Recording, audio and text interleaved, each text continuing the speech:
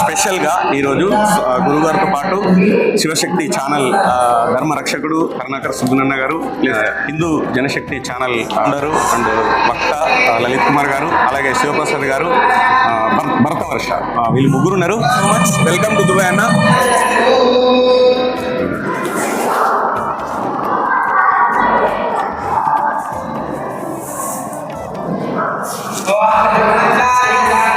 మొదటిసారి దుబాయ్ వచ్చారు, ఎట్లా అనిపించింది? అంటే మీరు రాగానే ఫస్ట్ గణేష్ రాయపూడి గారి ఇంట్లో ఒక కార్యక్రమం జరిగింది, తర్వాత ఇక్కడ కూడా మీరు వచ్చేసారు. మీకు ఎట్లా అనిపించింది? అంటే ఎక్స్పెక్ట్ చేసిరా ఇక్కడ ఇట్లాంటి కార్యక్రమాలు మనలు చేస్తున్నారని? దుబాయ్లో మేము పరిశీలించినటువంటి విషయాలు చాలా ఉన్నాయి. అవన్నీ వెళ్ళిన తర్వాత ఒక వీడియో రూపంలో చేసి చెప్తాము. ఓవరాల్గా బాగుంది.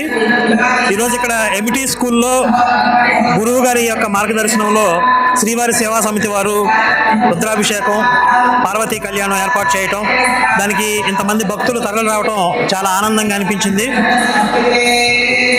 పరవాసం ఉంటూ, అంటే ఇతర దేశంలో ఉంటూ కూడా భారతీయులు తమ యొక్క ఆధ్యాత్మిక పునాదులను మర్చిపోకుండా ఇక్కడ కూడా సమిష్టిగా అందరూ కలిసి ఈ ఆధ్యాత్మిక ఉత్సవాలను ఏర్పాటు చేసుకోవడం, దీన్ని ముందుకు తీసుకెళ్ళడం చాలా సంతోషం. జై శ్రీరామ్. ఫస్ట్ ఆఫ్ ఆల్ దుబాయ్లో చాలా చూసామంటే చాలా సంతోషంగా అనిపిస్తుంది. అన్నిటికీ మించి వచ్చిన రోజు నుంచి కూడా ధార్మిక కార్యక్రమాలు ఒక వారం రోజుల పాటు భాగవత సప్తాహము, అనంతరం రుక్మిణి కళ్యాణము, ఈరోజు శివపార్వతుల కళ్యాణం వేడుక కూడా చాలా అంగరంగ వైభవంగా అద్భుతంగా జరుగుతుంది.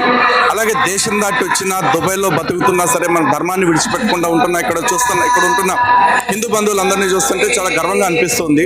అట్ ద సేమ్ టైం దేశాలు దాటి వచ్చిన వాళ్ళని కూడా మత మార్పిడి చేయడానికి మత మార్పిడి మాఫియా ఇక్కడ దాకా కూడా వచ్చి ఇక్కడ కూడా అదే దౌర్భాగ్య పనులు చేస్తున్నారని తెలిసి నిజంగా సిగ్గుపడుతూ ఉన్నాం.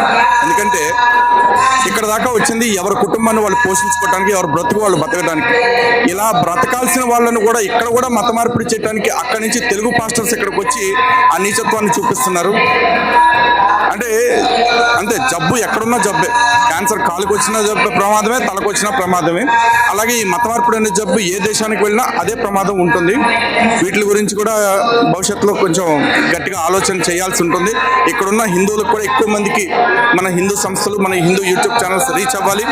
వీళ్ళందరికీ కూడా ఈ మత మార్పిడి భూతం యొక్క పెను ప్రమాదాల గురించి అర్థమయ్యేలాగా చేయాలని భవిష్యత్తులో మనస్ఫూర్తిగా కోరుకుంటున్నాం. దానికి ఇక్కడ ఉంటున్న హిందూ బంధువులు కూడా మంచి వేదిక ఏర్పాటు చేస్తారని, మరొకసారి మాకు ఇక్కడికి రావడానికి వీలు అవుతుందేమో కూడా ప్రయత్నం చేస్తాం ఖచ్చితంగా. జై శ్రీరామ్. అందరికీ థ్యాంక్ యూ అండి. ఇక్కడికి మేము వచ్చేసాం. ఇదంతా కూడా ఇక్కడ శివపార్వతుల కళ్యాణం ఇదంతా వీక్షించడం చాలా సంతోషంగా ఉంది. అండ్ ఈ దుబాయ్ మొత్తం కూడా తిరిగినప్పుడు